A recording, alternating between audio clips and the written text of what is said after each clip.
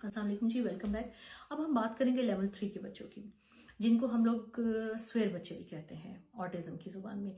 1, 2 और 3 mild, moderate and swear. अब हम लेवल 3 के बच्चों की बात करेंगे जिनमें स्टिमुलेशन का प्रॉब्लम बहुत ज़्यादा है। इनमें कुछ बच्चों में मेंटल रिटार्डेशन भी पाई जाती है, इनमें इंटेलेक्चुअल डिसेबिलिटी भी होती है, जो कि बाद में 3 या 4 ईयर्स के बाद ग्लोबल डेवलपमेंट डिले में चेंज हो जाती है। इन बच्चों में रिग्रेशन भी बहुत ज़्यादा पाया जाता है, ये सीखते हैं और भूल जाते हैं। रीज़न अभी तक डायग्नोज नहीं हो पाई कि क्या वजह है। कुछ लोग कहते हैं कि टॉक्सिन्स हैं, कुछ बच्चे कहते हैं ये जेनेटिकली ही ऐसे हैं, कुछ लोग कहते हैं कि ये जेनेटिकली ही ऐसे हैं, कुछ लोग कहते हैं एनवायरमेंटल डैमेज है। हर स्कूल ऑफ थॉट्स अपने डिफरेंट तरीके से बात करता है कि क्या रीज़न है, बट ठोस और सॉलिड रीज़न अभी तक मैंने नहीं पढ़े। इन बच्चों को हम सिखाते हैं लेकिन ये भूलते हैं। जैसे कि मैंने जिक्र किया कि रिग्रेशन इनमें बहुत ज़्यादा है। लेवल 1 और लेवल 2 के बच्चों का स्टिमुलेशन का जो प्रॉब्लम है, लेवल 1 का तो फिर भी रिजॉल्व हो जाता है, लेवल 2 में रहता है, लेकिन थेरेपीज के साथ साथ उसको हम ओवरकम कर सकते हैं। लेकिन लेवल 3 के बच्चों का स्टिमुलेशन का प्रोसेस कभी भी ओवरकम नहीं होता, वो थ्रू आउट लाइफ रहता है, जिसकी वजह से उनमें बहुत से बिहेवियर इश्यूज होते हैं, लर्निंग डिसेबिलिटीज होती हैं, और जब हम इन्हें कुछ सिखाते हैं इनका अटेंशन स्पैन बहुत कम होता है, जिसकी वजह से इनको बिहेवियर्स बहुत ज़्यादा आते हैं और ये बच्चे सीख नहीं पाते। इन बच्चों में वर्बल बहुत कम बच्चे होते हैं, ये मेजॉरिटी नॉन वर्बल होते हैं, ये बात नहीं कर सकते।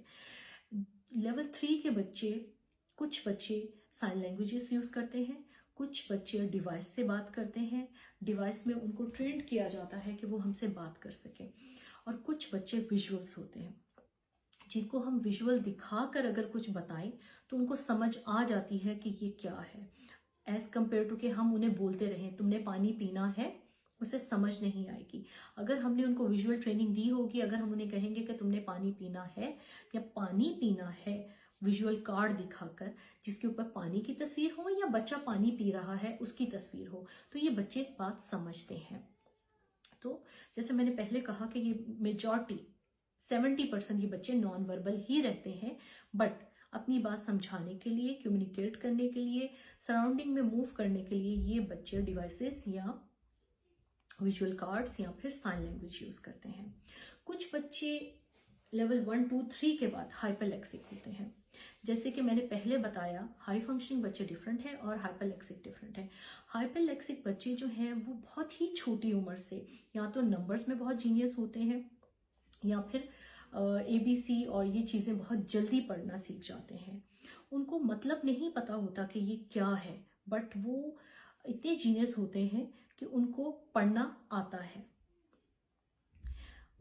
उन बच्चों को कन्वर्सेशन होल्ड करने में भी बिल्कुल ऐसे ही इश्यूज आते हैं जैसे कि लेवल 1, 2 और 3 के बच्चों आते हैं, लेकिन वो जीनियस होते हैं पढ़ने में।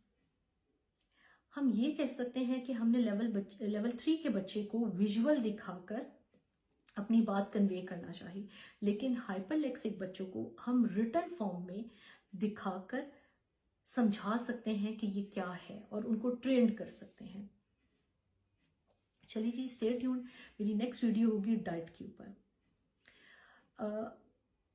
मैं स्पीच और OT के ऊपर भी वीडियोस बनाना चाहती हूँ, लेकिन पहले मैं डाइट से काम करना चाहती हूँ, क्योंकि मुझे तकरीबन 2.5-3 साल के बाद पता चला कि अगर हम speech therapy, occupational therapy, behaviour therapy सब कुछ करवाते रहें, इवन के कॉग्निटिव न्यूरोलॉजिस्ट, फंक्शनल कायरोप्रैक्टर के साथ भी काम करते रहें, लेकिन जो डाइट है अगर हम वो चेंज नहीं करेंगे, हम रूट कॉज नहीं पकड़ेंगे, तो इन सब चीज़ों का कोई फ़ायदा नहीं है। कहते हैं कि डाइट का 30 to 35% रोल है ऑटिज्म के बच्चों को बेहतर बनाने में। अगर हम बच्चों की डाइट चेंज करके रूट कॉज तक पहुंच जाए, हमें पता चल जाए, तो हमारा बच्चा थेरेपीज पर काम करते हुए जल्दी इंप्रूव करेगा। Thank you very much, stay tuned, अल्लाह हाफिज़।